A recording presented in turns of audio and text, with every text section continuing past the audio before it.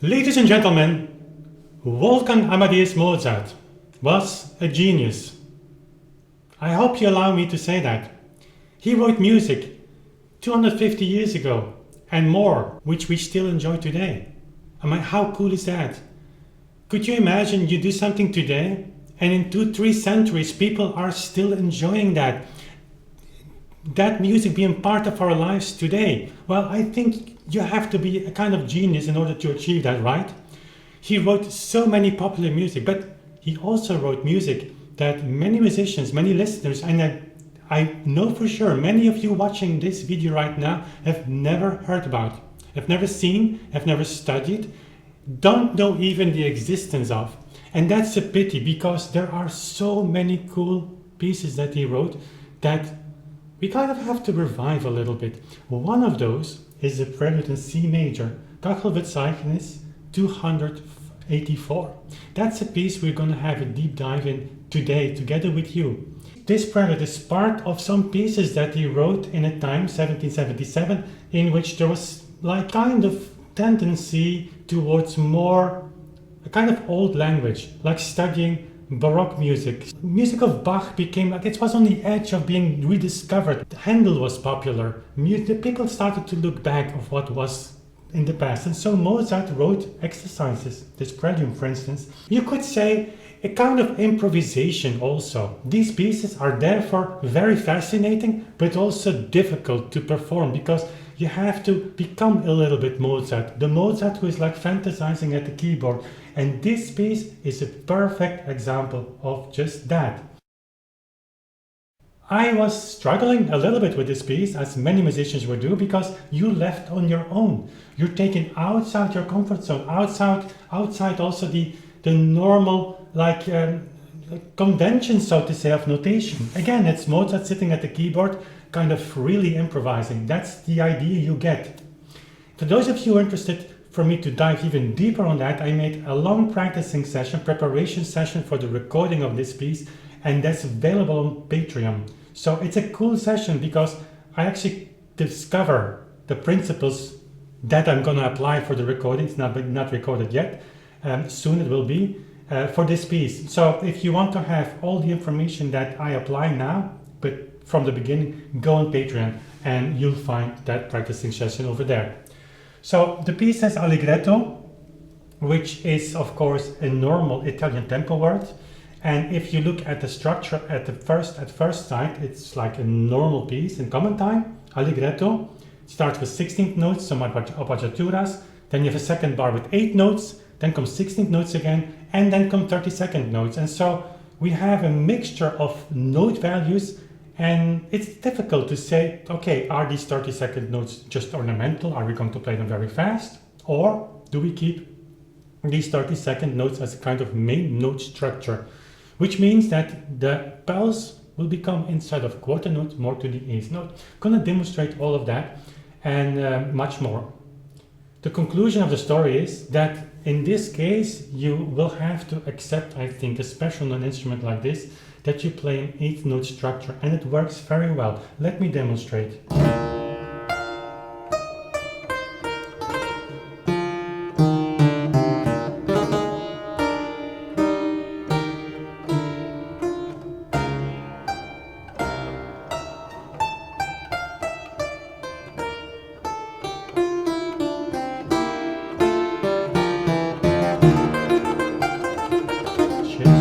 Shouldn't say that.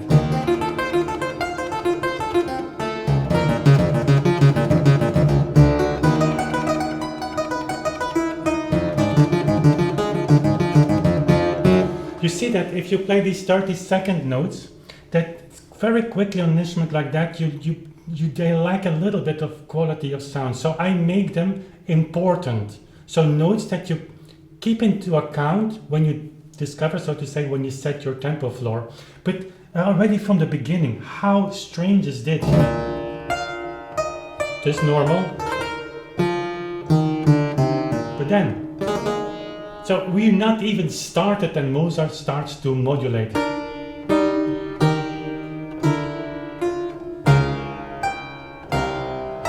It appears as if it doesn't go into any direction, which it doesn't. It's just a kind of introduction here, but it's like almost a French overture, like big, you know.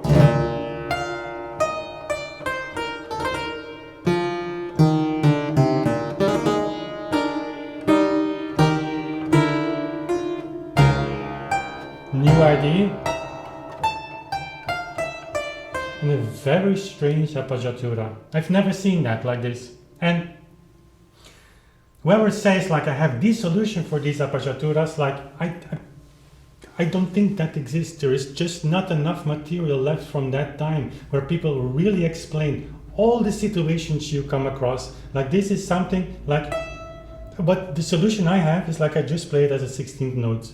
That works, I think, and it's possible. I mean, technically even for an appoggiatura, it's either short or it's long. But long appoggiatura here, I think it doesn't make any sense because then you have to hold it like much longer. Then you get parallel fifths and like it's very awkward. So a short appoggiatura makes sense, but in fact what you have to play then is like a very short appoggiatura like this.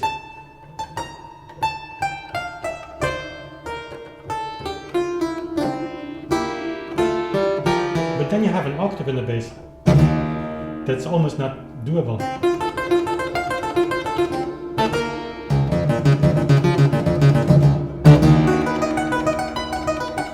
I mean, it's doable. It's complicated. I acknowledge that. But then you have an accent on the appoggiatura. You cannot do it otherwise. What I decided is to play it as a 16th note, but maybe I'm going for the short appoggiatura. You will hear that in the recording. But just to say, like, there is no fixed, there is not a fixed solution, so to say, for these appoggiaturas things. Sometimes yes, but in these cases it's very complex.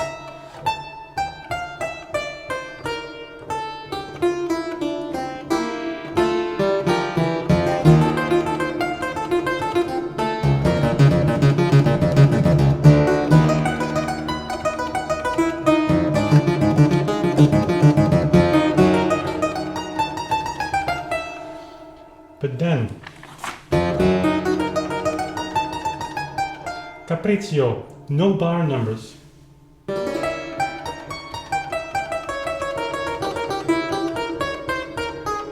So only a very general indication of the speed, the relationship of the notes. So we start with 30-second triplets, kind of.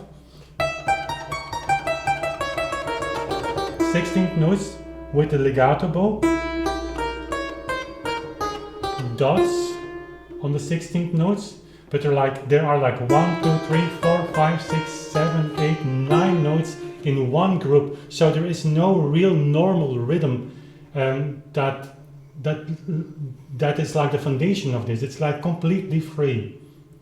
But how fast do you play that? Like you can of course imagine that pianists can play this very fast. On the clavichord you have limitations. I can play much faster than. But the sound quality is like suffering. And I wonder if that was actually the meaning of Mozart, just to demonstrate finger speed here. Like again, he's improvising.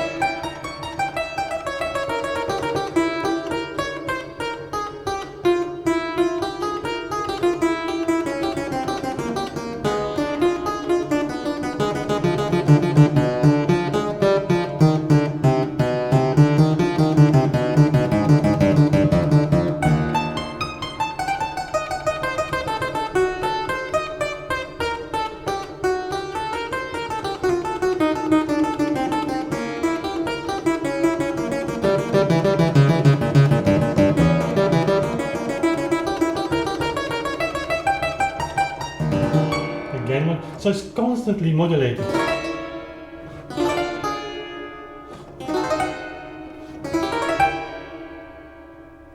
And then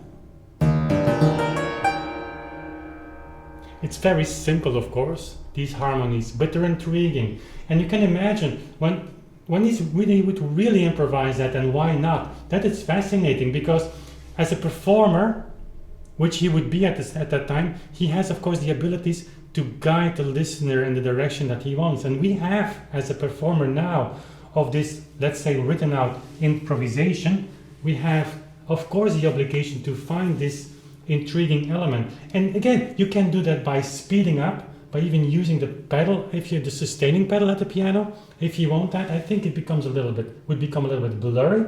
But I'm more intrigued by the quality of the notes and the timing of these harmonies, this chromatism sort of, these harmonies, the chromatic harmonies, that's what I want to say. So I'm doing it again, let me do it again.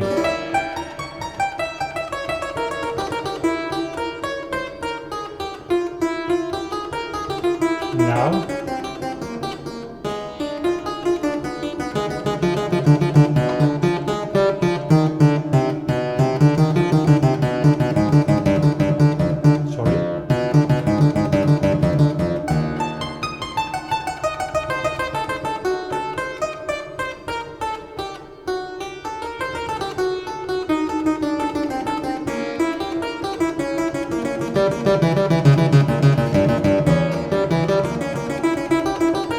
Now surprise, 8 notes, and now comes a passage which I mean, if you go to and see the practicing session, I was struggling with this. I kind of found a nice solution. So I hope you be the judge of that. So Mozart writes like these notes. But you have 5 notes left hand, 8 note right hand, and then 8 notes again on the left hand. So you again have a structure that's difficult to divide. And first you can think, okay, Mozart writes left hand, right hand with a new cluster, new group of notes. And you give an accent on every time that he changes hands, but that doesn't really work. So the solution I applied is I'm finding a kind of gravity point in the lowest note, which is the F here.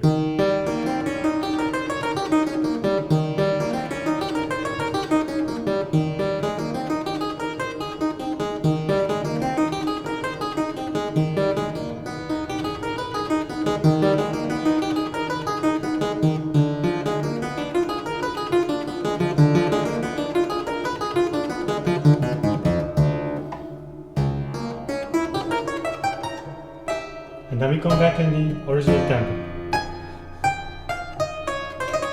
So this Capriccio, which is kind of the middle part, we have another one here.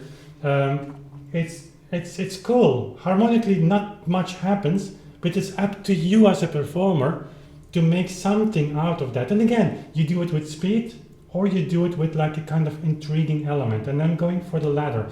The clavichord actually invites you to do it like that. And then these arpeggios. Also there, it could remind you of Bach's Chromatic Fantasy and Fugue. I don't know if Mozart knew that piece at this time, but I hardly doubt that, because that piece, if I'm not mistaken, was far not published in that time. So Mozart, I don't think he had the possibility of knowing the Chromatic Fantasy and Fugue, but it reminds you to that also there you have some passages which are just like broken chords and not much is going on. The only thing you can do is like have nice timing, like to provide a listener with just like a very relaxing, kind of intriguing, because you're there in the Chromatic Fantasy, you have kind of rhythmical structure which like is very easy to divide. But here, like each time you land on the F, you as a listener, I hope, think like, okay, and where are we going now? Or something else. D flat.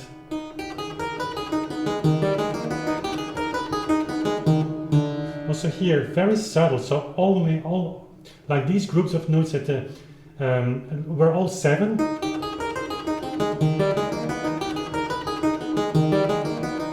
But then it shifts again.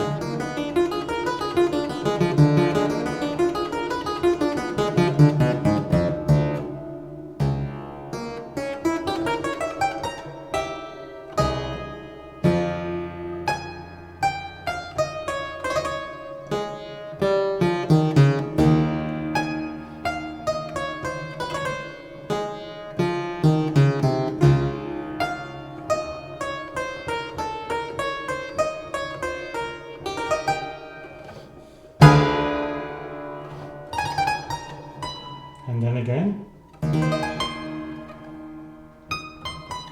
3.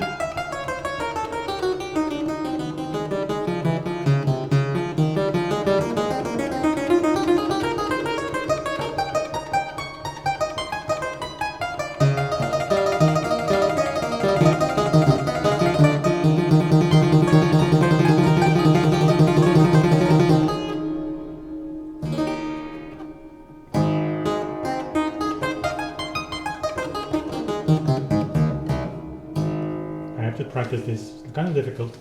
So, and the piece goes on, we're not at the end yet, but this is very, like, when the beginning comes back like this, it's so well timed. I mean, listen, it's a very simple piece, but still, the elements, the ingredients, so to say, that Mozart is using, he is positioning that, he's balancing that, the proportions are so perfect. Like, out of nothing, you go back to the beginning. As a kind of reflection. I mean, I don't know with you, but this is, I find this very, very beautiful. Like, it's simple.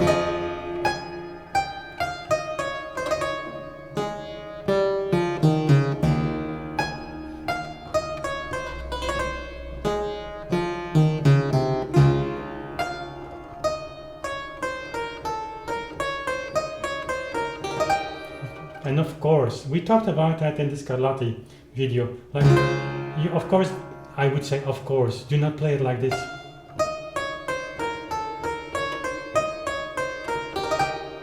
But like this.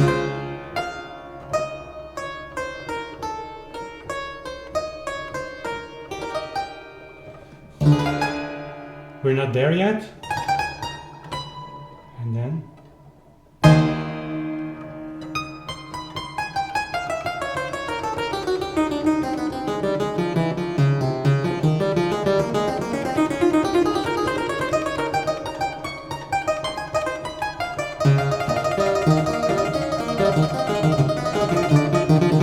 It's not so easy on clavichord. And I should say also, I was saying at the beginning, Mozart didn't have yet a piano. That's absolutely true.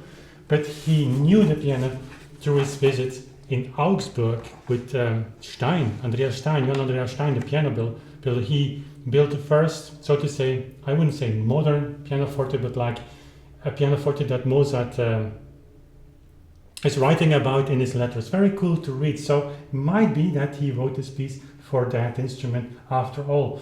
But he sent these pieces also to his sister, who played the clavichord. So all of these keyboard instruments at that time, they were like, there was just, the Germans say like a clavier, so there was just a generic name for all the keyboard instruments. So that's just as a side remark. And I'm thinking now still on the appoggiaturas, like the way I demonstrated actually was also very nice, like as a short.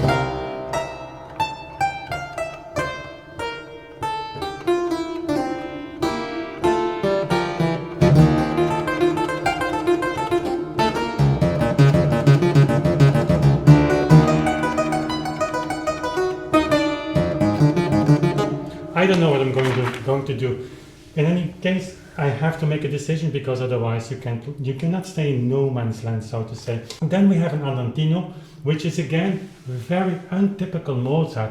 It's very suggestive, like a transition, a bridge passage.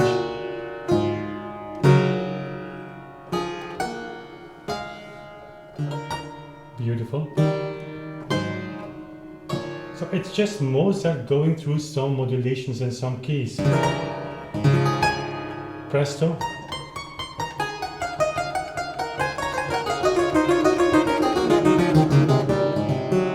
Adagio.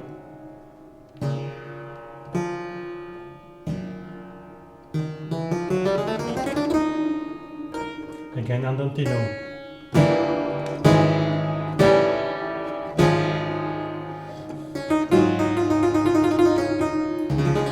Very beautiful. Mozart puts a fermata on the bar. He wants a little bit of silence. And you have this very simple but very effective chord.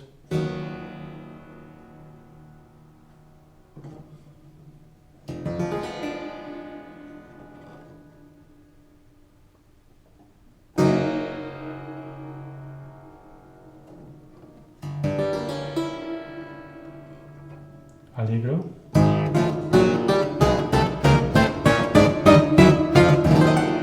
Question mark, cantabile.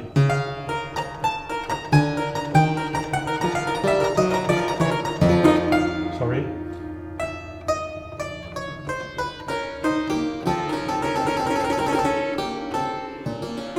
Difficult trill.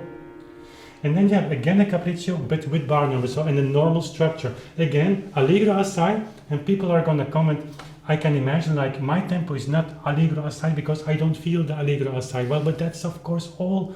What people so often forget is like these Italian tempo words, they were criticized because they're too vague.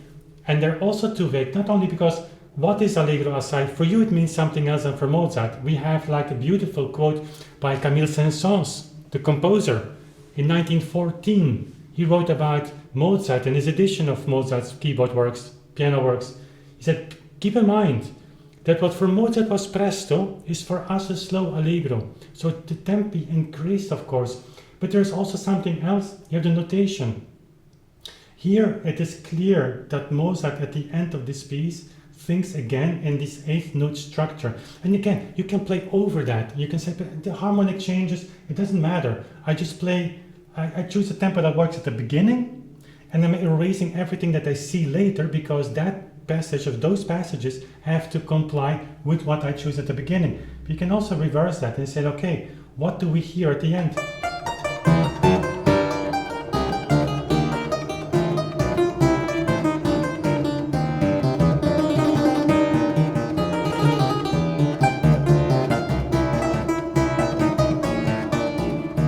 So again.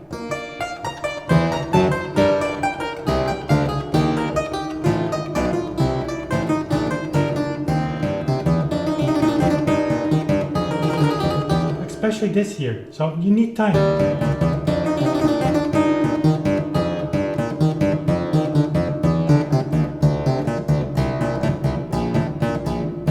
You can play much faster, but then you will lose the effect, I think. So we just played on 8th notes, and then if you take the pulse in of the 8th note, then of course the pulse is much faster. It's double the tempo than you would count than when you would count in quarter notes, and that's oftentimes so much overlooked.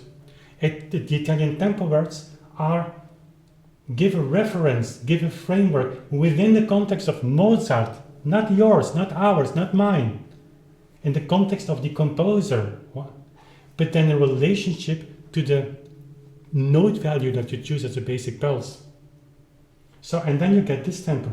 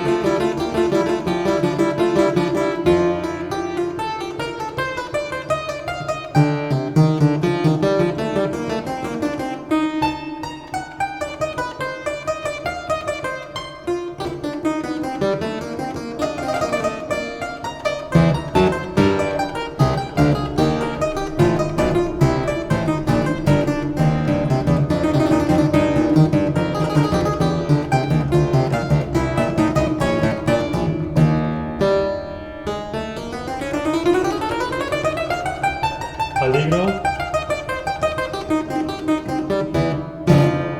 fermate en dan presto.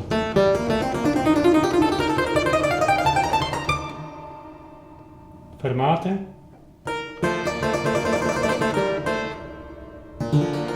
And a very, very simple C major chord. I mean, I really enjoy this piece. It is really as if you hear Mozart in an improvisation, and you have to play it like that. So in terms of tempo reconstruction, whatever, this is like a piece that don't take it for that, because there are almost no conventions. The allegretto, yeah, we talked about common time, about 8th note structure instead of quarter note pulses, and that is, there are of course these blocks that are the beginning, in the middle, and at the end. We talked about the Allegro assai, can make sense to that. But then all the other passages, they're just free. And it's up to you to do whatever you want with that. In a sense, like to just create something that produces an effect on your audience. And it's really cool to play because you feel as if you are Mozart, like you have to perform as Mozart improvising. And that's, if you do it like that, if you approach these pieces, and you have others, we will talk about that later in other videos. When you do it like that, then you feel that the music gives you the tools. You have what you need to have in order to communicate with your audience. And so I still have to practice a little bit more, as you can hear. So a few passages, but other than that, that's the framework. That's actually the direction I'm going to record this piece. I'm looking forward to share that project with you. It will be for the end of October, beginning November. There will be a box number 1 with a selection of the Mozart keyboard piano works, if you will. Not everything, because we leave that to Alberto with his Beethoven performance. There it makes sense to really record everything that Beethoven wrote for the piano. But it will be a very large selection, and I'm really looking forward to sharing that with you. But I still have to record a lot of pieces. But it's really cool also for me to going through these works, because honestly, I played this, like sight read that, but never took it really seriously. And this project gives me like the opportunity to just do that, and I feel so blessed to be able to do that, and also to share the insights with you. Again, if you want to dive deeper, go to Patreon. You have different tier levels. The second tier level, if I'm not mistaken, gives you access to all the practicing sessions, and there are a lot, and I will upload a lot more. So communication with my patrons is something that I really enjoy, and you find a very nice community there as well. And also, if you would like to hear me talk about Mozart more in terms of tempo reconstruction, we have our podcast. We recently published, I think, a very, very interesting podcast about Mozart's first sonata in C major. And we compare, Stefan and I, that sonata and my performance with that of Ronald Brautigam, a great pianist. He was teaching in Amsterdam. I knew him, and he recorded the Mozart works on pianoforte. And he plays that sonata in Czerny single beat. It's like remarkable. It's not like it's like almost spot on. And so we have 2 recordings there that we compare with each other. And I think it's a very cool podcast. So Mozart there as well. More tempo related stuff on Substack. I will put a link in the description box. So let me know in the comment section what you think about this piece. And if you have an intention of playing it, of studying it, I would be very much looking forward to hearing that from you. That's all I've got for you today. Thank you for watching, and we see each other very soon again. Bye.